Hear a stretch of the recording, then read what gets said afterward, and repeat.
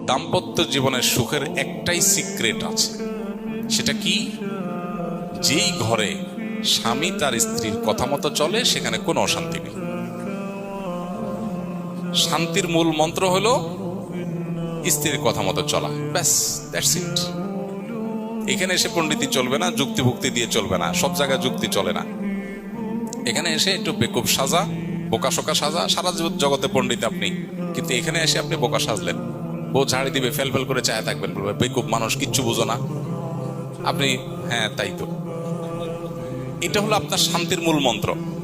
আজ যদি বলে রে বেকুব কারে বললা তুমি, শত শত লোক চালাই আমি, তাইলে ধরা খাইছেন, তাইলে আপনার কপালে দুঃখ আছে, সব জায়গায় পণ্ডিতি করতে নেই। তো এই জন্য আবার বউয়ের কথা শোনার মানে এই না যে মায়ের সাথে ঝাড়ি দেওয়া, মার সাথে আরো বিড়াল হয়ে থাকতে হবে।